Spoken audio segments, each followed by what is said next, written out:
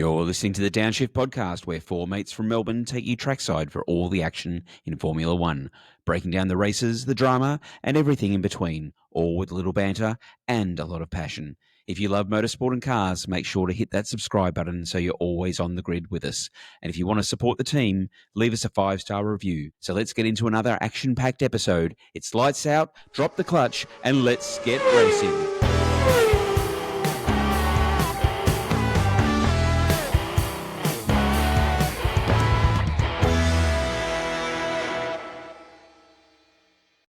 Hello and welcome to the Downshifters. We've had a weekend full of Formula One action with the Austrian Grand Prix and the first weekend after the release of the Formula One movie. Today we'll be reviewing the Austrian Grand Prix, and then on Thursday be sure to tune in as we do a little bit of a review of F1 the movie and a preview of the Silverstone Grand Prix. Not only did we see the drama on the track, but also at Downshift headquarters, aka my garage, we had plenty of drama with internet troubles that we could not fix after an hour. So all of us but Huppy had to watch the race on replay this morning. But it was definitely a race that wasn't boring, with action in the beginning, the middle, and the end, with two battles in the final laps as well. So let's kick in, because it was a race full of action. Super exciting up to that third corner when the power went out, wasn't it? It was like, yes, this is going to be really good. And then it was like, oh. To be honest, it did get a bit dark after that. Tech support did not come good after that. You know, we were messaging the tech support, but he wasn't willing to leave home. So, yeah. Oh, look, I was using the same language that Oscar Piastri was doing in qualifying. I mean, to be fair, Dan and I were very helpful. We did pour ourselves another drink and just waiting to see what would come back up. We suggested turn it on and off again many times. Twice at least, yes. Twice at least. And after that, we're all out of our technical expertise. Is it working yet? Is it working yet? So anyway, back to the actual race itself. We saw a race where we had Lando Norris, who had recovered and redeemed himself with pole position for the race, and the race finishing up with Norris, followed by Oscar Piastri, and in third place, Charles Leclerc, with the upgrades for Ferrari that they introduced into this Grand Prix. So we may as well start from the beginning, where good things start. We saw a great battle going into turn 1 and then 2 with McLarens. Huppy, you would have been getting very excited about that. I was nearly jumping up and down with that one, but I think we all expected Oscar to be pretty aggressive at the start, and especially after his comments when he got interviewed after qualifying, he said, my intention is not to remain third. So he made pretty quick work of Leclerc, and then, wow, yeah, the first 10 or 12 laps of Oscar just really attacking Lando non-stop. Like there's no patience about it. He wasn't trying to conserve tyres. There was no, risk management there. There was one attempt that he probably shouldn't have made, like a small error, I guess, but, no one crashed. But, geez, it just demonstrated how fast those McLarens were and how they could manage their tyres, like just constant battling like that for the first stint. And they still pulled a huge gap on Leclerc. It was really, really impressive pace from the McLarens. Yeah, Leclerc was never in the hunt. It felt like Oscar was trying to get back his rightful place at the top there after qualifying. That didn't go his way. And he was pushing hard. Yeah, fair bit of coaching from the pit wall as well for Lando through the race. But to your point, Huppy, with that dive bomb that Oscar had and locked up the wheels, had Tom Stallard come on and say, yes, you're good to race, but we won't be doing that move again. No more of those. No low percentage. He did manage to get in front at one point and couldn't quite hold it. But what could have been? I just found it interesting that, Oscar, I think we saw a different Oscar Piastri on the track in that race. He was fast, he was aggressive, he was decisive, just drove super clean. He'd made that one little mistake into turn 4 when he probably shouldn't have gone up the inside.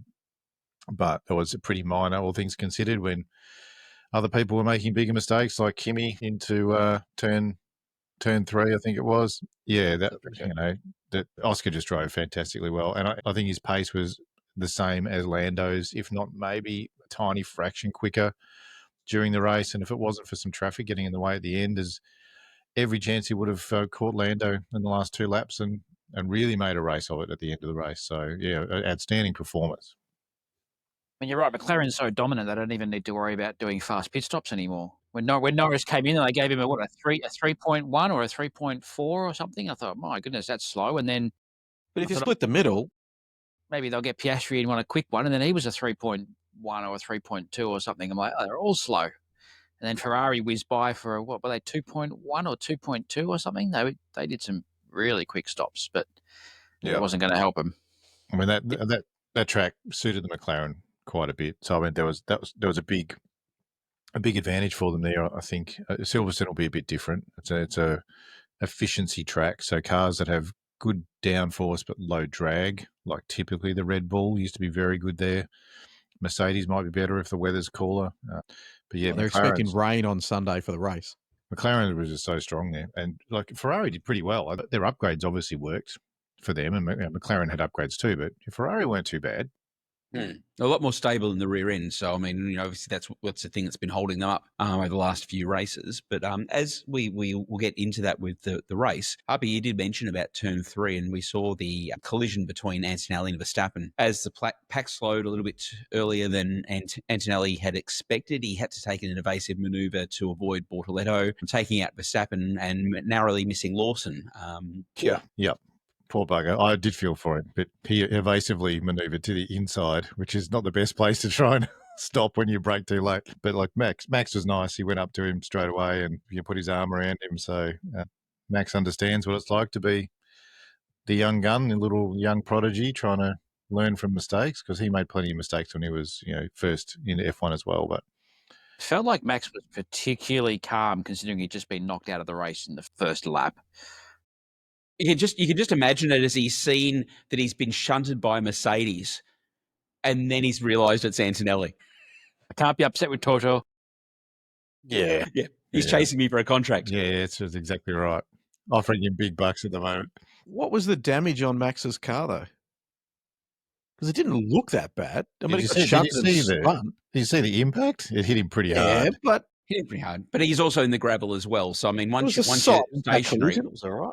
Side impact's worse though, because if you get hit on the wheel or something on the side, it pushes the suspension into the gearbox and everything. Like that's probably the worst place to get hit, is into the side of a wheel. Massive chance of damage then. So. I thought he actually just hit him in the side and spun him. I didn't think he hit the wheels or anything like that. I was intrigued as to why Verstappen just jumped out and went, "Oh, that's it, I've been hit." Maybe he's hoping to slide down to 4th in the championship and bugger off to Aston or somewhere else. That was a rumour going. How convenient was it that Mercedes took him out and now his contract's available? Yeah. Kimmy's still got a bonus for that race. I wonder why. It's not self-serving. What's the opposite? But I mean, essentially, Kimmy's taking Max out, which potentially could have him take his seat in 2026. Well, that's one of the rumours why George hasn't been offered a contract yet, is that they're chasing someone else to replace him. So make of that what you will.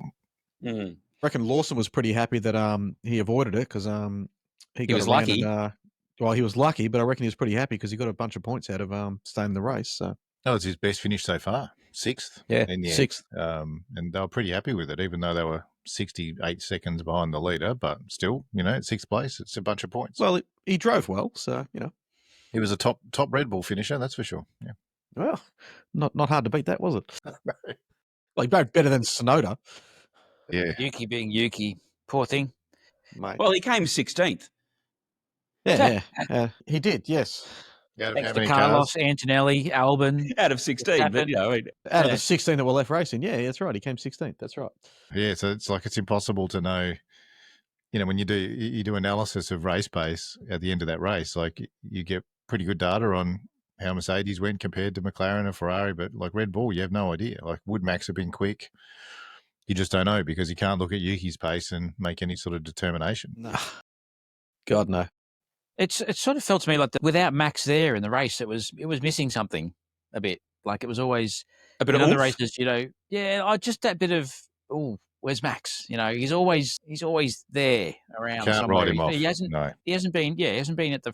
Well, he has been at the front, but he's not been, at the front proper. But he's always been, 3rd or 4th, just lingering or lurking, and But this weekend just gone. He was nowhere in sight, obviously. Spielberg's a track. It's got 3 DRS zones. So if you've got maybe a bit of a tyre advantage, offset, and you use your DRS well, your battery deployment well, like there is a fair bit of overtaking usually at that track. So it wouldn't have been hard if Max had real pace to maybe make his way up and be up there in the mix. Yeah.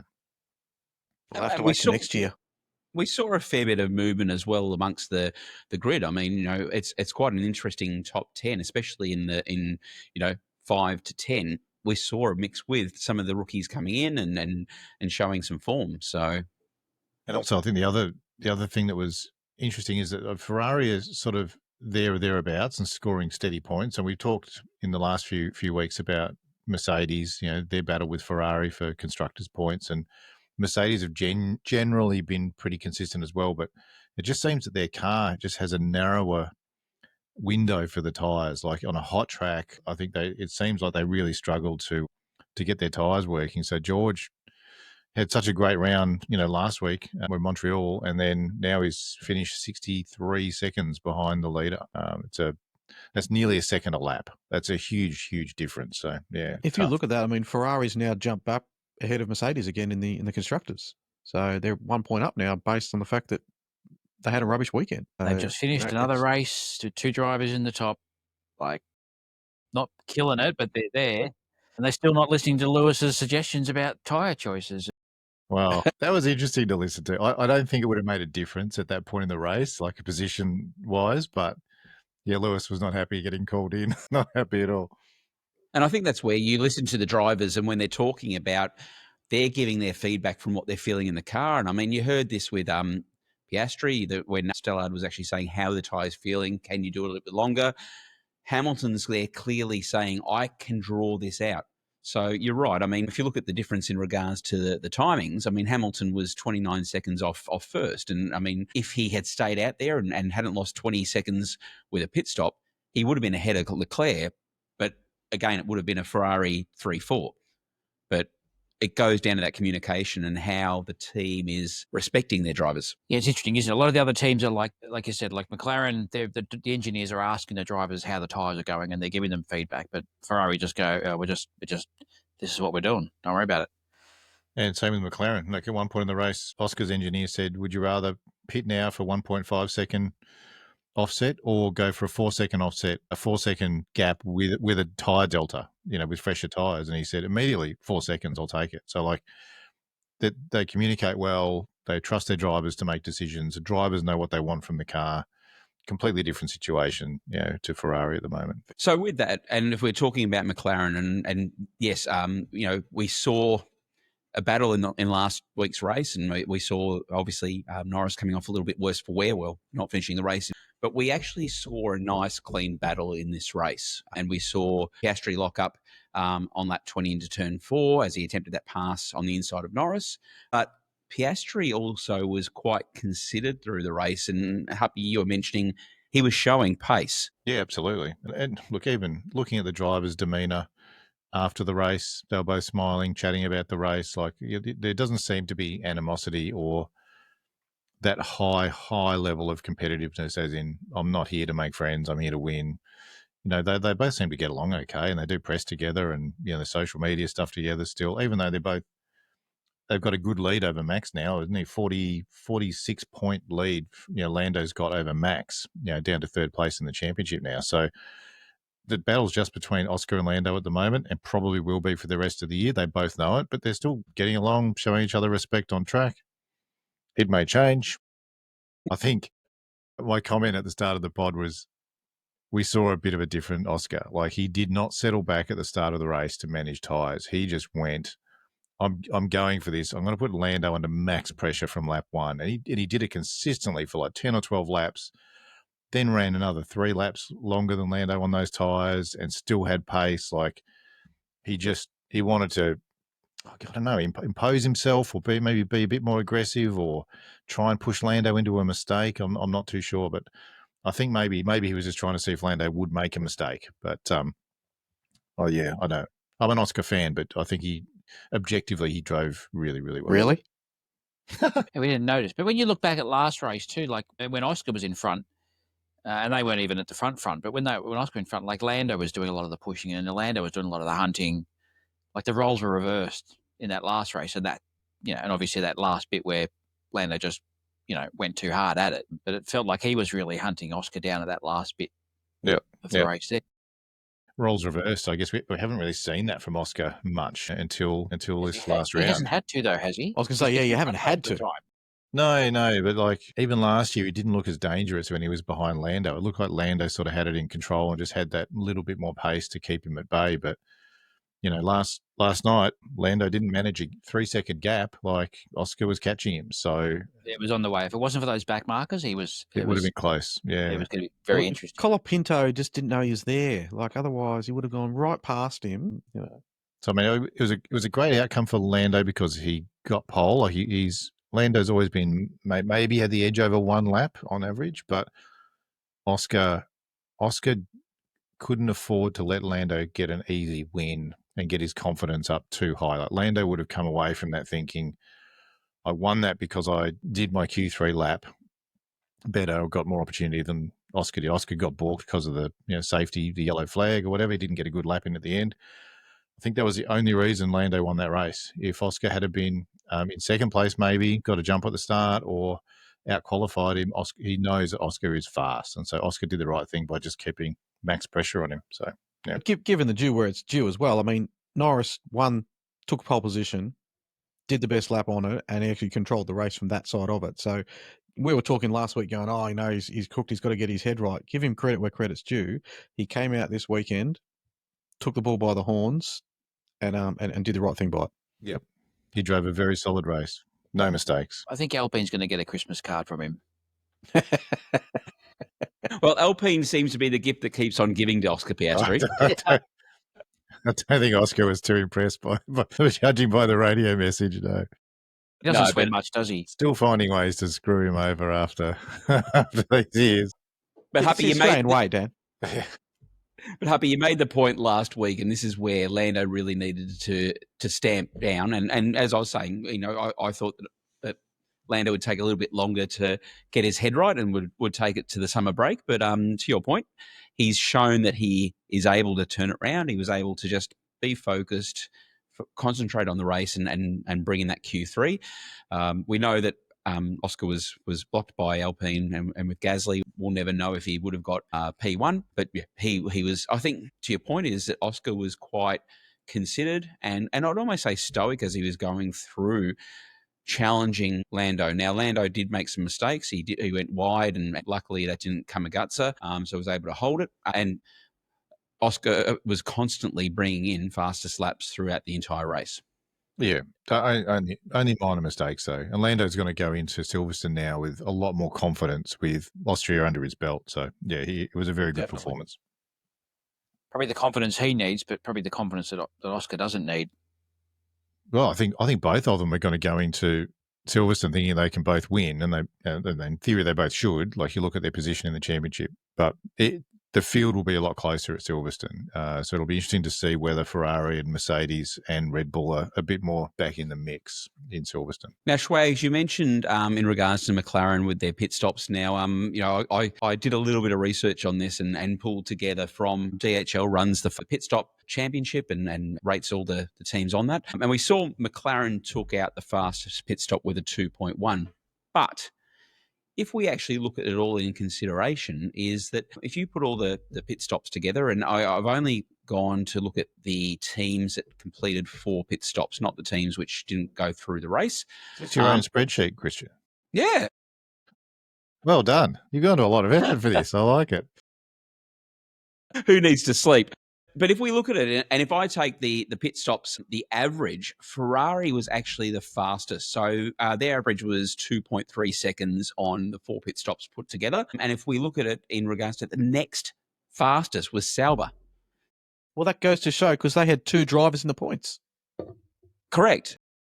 I remember thinking that their pit stops were clean and fast. Like they did it. I mean, McLaren got stuck the first 2 pit stops to front left. I think they got stuck on, front didn't left. they? It was funny that it was the same corner each time, but yeah, that gave them some bad results in the first section. But And Sauber were there fist pumping each other because they knew they had done so well in regards to those, and their average was 2.34 seconds. Now, if you look at McLaren, their average was 2.8 seconds. And if you take the total amount of pit stops of all those teams, they were actually 3 seconds behind Ferrari. So if you're looking at time to make up, this is where McLaren Great operation, really slick, great culture that they're developing, but it's just that's the one thing that tends to be letting them down in regards to their entire race. But they didn't need to, did they? They're so far in front. Yeah, but there'll come a time. Take They it had easy, time in the boys. bag in that one. Yeah. Well, they're usually pretty good, I think, but they had obviously their front left problem in Austria. Yeah. Well, to be fair, it's Red Bull that's letting the team down there. If you look at that chart, I think Haas is looking pretty poor. 3.1, and nearly 4 seconds. So that's a pretty terrible average. Yeah. So this is a race of seconds, and throughout the race, whether it's the driver, whether it's the team, pit stop, or being able to get that efficiency through their performance, every second or every tenth of a second counts. You're right, McLaren have a gap at the moment, but when that closes up, these are the things that count. something to work on. Yeah, talking about Sauber, he mentioned their pit stop performance and their result in the race. Like, to have 2 cars in the top 10, they did a really good job. Like, in particular, I think Bordoletto showed a lot of pace in practice and quality, especially. But Hulkenberg got that position behind him, starting on softs and then running 2 sets of mediums. So most teams preferred the hard for at least one stint, and Hulkenberg managed to make those tyres last, quite well and do the whole race on soft and 2 mediums. So, yeah, really solid performance. And Hulkenberg made up 11 positions. So, I mean, from that regards, he just drove an exceptional race. Your point is, I think Bordoletto really showed some great performance through that race. And as we came up to the end, it was him and Alonso battling it out. So the talent and the team manager going toe-to-toe. But Alonso was there as soon as he got out of the car, congratulating him and having a chat to him as well at the end. Imagine what Hulkenberg could do if he had a decent car under him. We'll find out next year, won't we? He's a driver that's never had the best car under him, unfortunately. Everyone rates him so highly, and he's obviously very good. But, yeah. And then Haas, Esteban sneaking in to the top 10 in the last spot. So, thanks to a bit of attrition. Thought one of us had Esteban finishing in first. One of us did. Yeah. We might have to get to the points shortly. Shortly. No, dude, that would be... There's absolutely no rush on worrying about those points this weekend. If we look at that, Happy, you having some thoughts in regards to Bordoletto's drive there? Yeah, no, he did really well. He'd won in F2 at that track, qualified really well. So it looked like they had pace in that car if they can sort of unlock it and get the balance right. And to get his first points for the season and get that finish, did an outstanding job, I think. And to have Nico up there as well. Obviously, they both were able to maximise their package for the weekend. But the track suited their car. So I don't think it will at Silverstone, but it obviously did it in Austria, and they did a good job. And I did make a note because I thought one of the things that sort of caught me in regards to Bordoletto's race was his attack on Gasly. That overtake on Gasly was just textbook. I thought he executed that really well. Yeah, actually, we didn't see too many dramas apart from, I think, Yuki tried something super optimistic on someone, and it was Colapinto, yes. So nice hit, which ended up, it was lap 31. It was a front wheel, rear wheel collision, spinning Colapinto, and Yuki lost his wings. So, I mean, that's where that stuffed up the pit stops for him. That was a 13.68 second pit stop, having to get his front wing replaced. Yeah, Yuki had a couple of incidents done through the day, didn't he? I thought there was another one as well where he just pushed into the side. There was a couple of reports, I thought. Yeah, I think he bumped into someone fairly firmly. Yeah, Felt a bit Stroll too. Yeah, it was someone. Yeah, 5-second penalty for him. 5 second. And Antonelli's carrying. What's the Antonelli carrying a penalty? Potentially a grid penalty for next round. Yes. Yeah. So, Yeah, Christian, you're going ideal. talking about how Sauber had it all together. I mean, do you want to talk about Williams and how they had such a great weekend this weekend as well? It seemed to be the opposite, didn't it? You know, you're sitting there watching, let's do the formation lap. To wait, there's a car sitting there. According to saying, stuck in first gear, won't move.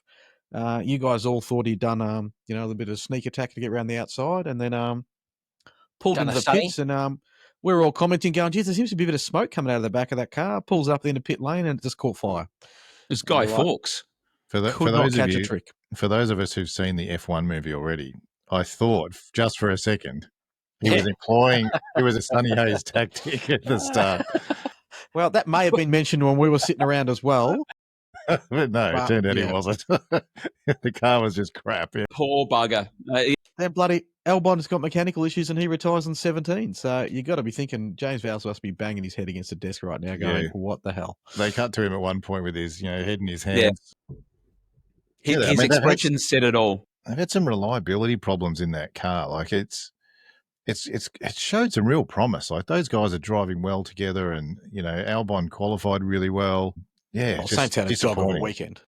Science just couldn't get it together for some reason. Yeah, I don't know what happened with that, but Albon, as usual, was pretty consistent and fast.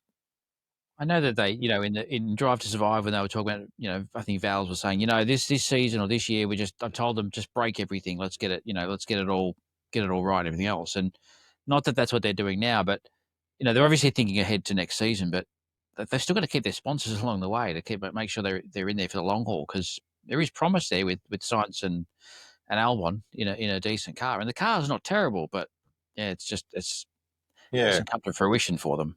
What's interesting here is Mercedes-Benz is the supplier for Mercedes, McLaren, and Williams. So obviously McLaren are doing something different in regards to their mapping or what they're doing with the engines, but we're seeing those mechanical failures from both Mercedes and also Williams. So, it begs the question as to what's happening there with that power unit. Well, it could be ancillary systems, it could be cooling, that sort of thing. So one way to make a Formula One car go faster is to have less cooling on it, so it's slipperier through the air. So maybe Williams are running the line a bit fine on that occasionally, but I don't know why Albon retired. I didn't hear. To be fair, Sainz had nothing to do with the engine or anything like that. That was the carbon fibre brakes catching fire. So it's not a power unit or an engine problem. There was flame coming out of the exhaust pipe as well in the end. So that's why they were around it for coming out of quite a lot of the car at the back there. So, yeah. But no, so for Williams, just a terrible weekend, and let's hope that they can turn it around for Silverstone. The other thing that we just touched on was Yuki's performance in that Red Bull. And at the start of the episode, mentioned that, perhaps Max is being wooed by a few other teams away from Red Bull. Perhaps all of them. Allegedly. I think there's going to be more discussion about this during the week. And I suspect there's going to be people arguing that if Max was to leave Red Bull would be currently in danger of being a midfield team, because no one else can drive that car. That high. If they're lucky. You have a look at their second driver performances. So can you imagine what would happen if Max did announce that he was leaving Red Bull? I think they would be in a world of pain. So I'd love to know what's going on with these discussions. Love to be a fly on the wall. I've got a solution to that. What they do is if Max does leave, what they do is they just do a big livery reveal and change Red Bull Cash App just swap to Red Bull. They just swap the colours. Swap the sponsors over, yeah. Ooh, and then they just, and get whoever to drive it, and they'll just... Maybe. They score more points to it. And they'll just have, we've got this dodgy team that's really slow in the back. We don't know what's going on there. But how stressed must they be? Like, really? Like, there's been rumours of people talking to Max. Max might be interested in leaving, maybe, Mate, they're not rumours. They are talking to him, and he's taking meetings. Yeah, but, if you're Christian Horner and Dietrich, you must be crapping yourself at the moment. Why? Christian Horner's going to Ferrari. He doesn't care. It's great that you've got the best driver in the world, because that's probably what he is at the moment. But if that's all you've got, then and that's what's about to not be there anymore, then you're in a world of hurt. You need to give the best driver in the world the best package in the world, or at least something that can make it round a track without. That's true. Collapsing. You need to give him someone else to help him. As we come towards a number of non-race weekends, this gives us a bit of fuel for the fire for us to be able to talk about what would a perfect grid look like for Formula One going into next year. But also, if you were Red Bull, what would you do? So we might save that for one of our pods where we'll go through and each of us throw our ideas up as to what happens when the Red Bull world implodes. Can I just add one thing, not about Red Bull, but one thing I noticed on the weekend in P1. P1. Alex Stoon, the reserve driver, Alex Dunn, did really well. He looked like he was doing really well. There was some talk about how he might have had a lower fuel loads or a faster car or whatever. He did well, but that was interesting. And did very well in the F2 race. I think he recovered from 7th or 8th position or something in the F2 race and got back to 2nd, I think it was. So he did very well. He was disqualified from second place in Austria because the car was too low, or there's too much wear on the floor plan. I think The floor pan. skid block. I think probably. it was the Skid pan. skid pan. Yeah. So, but yeah, no, but like in his, because I saw him. The guy, well, Lando's not driving today, and then this young kid was doing pretty good in the F1 car. Yeah, so I mean, and look, Alex is 19 years of age, Irish driver and a McLaren development driver. In F2, he's a good, solid driver. And so, again, you're looking in regards to McLaren's got a good driver lineup with Piastri and Norris, but they can.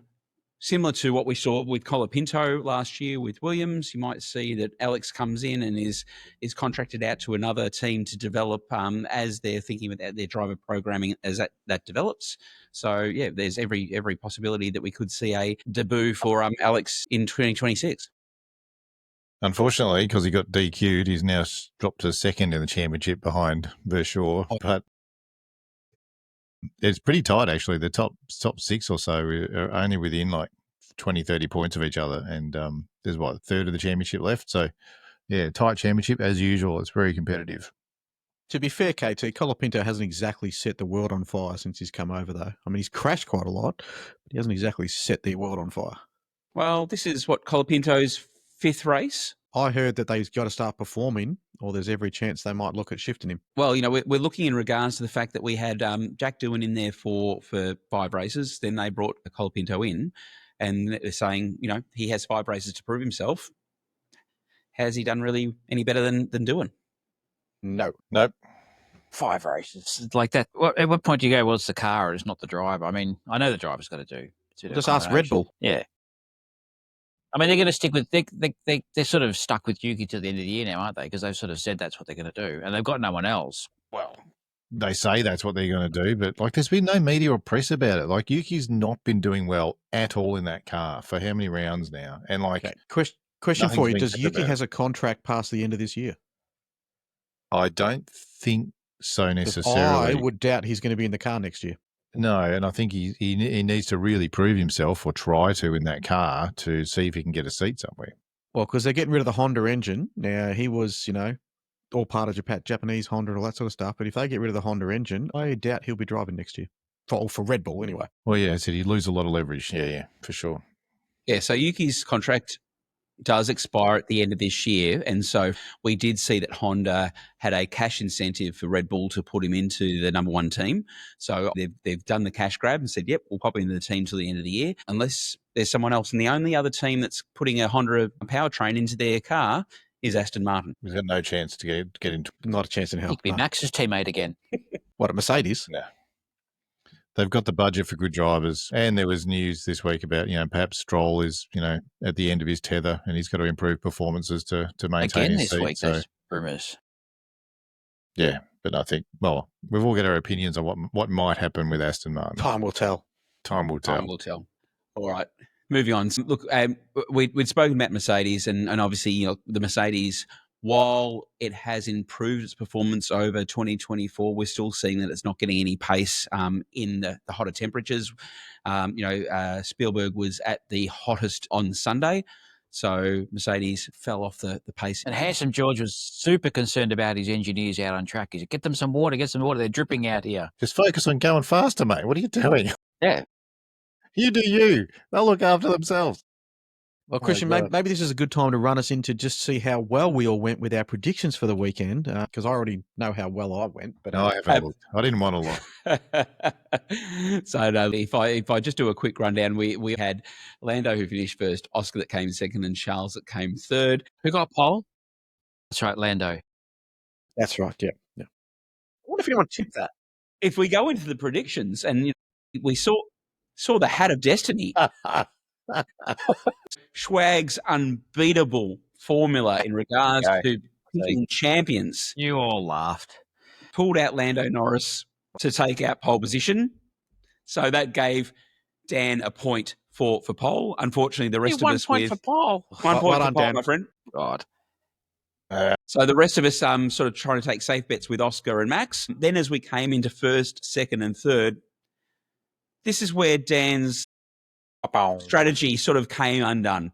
So Dan had Esteban Ocon as finishing in first, followed by Alex Albon, and then Lando Norris. Albon, my God.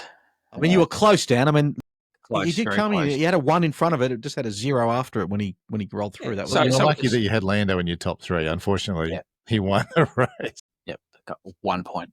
So Dan, you picked 10th, a DNF, and first, just in the wrong order. To be fair, like Albon's done all right previously. They've been unlucky. I don't think he's at a podium. While we all laugh, Lockie and Happy, I wasn't laughing, just for the record.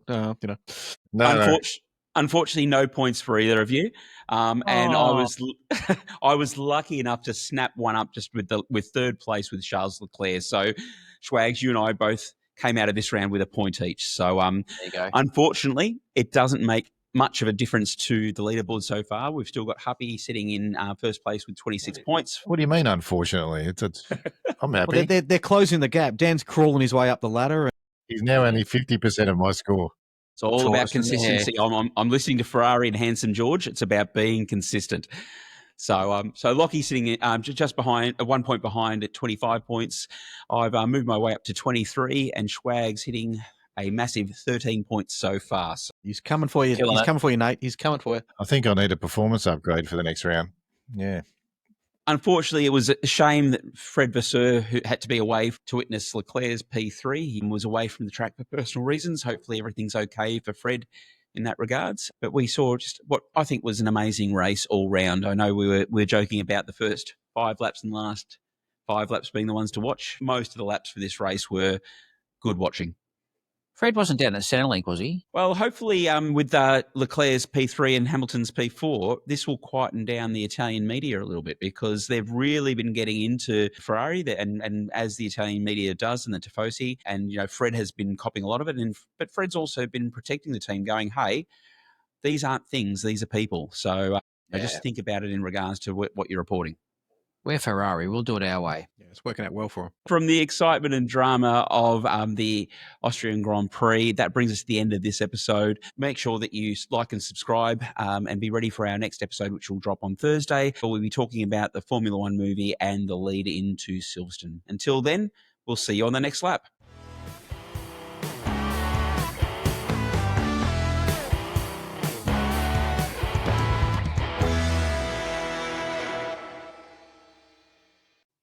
And that's the checkered flag for this episode of The Downshift. Thanks for tuning in and hanging out with us in the paddock. If you enjoyed the ride, don't forget to hit the like button and subscribe so you never miss a lap. And hey, if we've earned it, drop us a 5-star review. It really helps us climb the grid and reach more motorsport fans. Tune in next time as we keep pushing flat out to bring you fresh, current and entertaining content.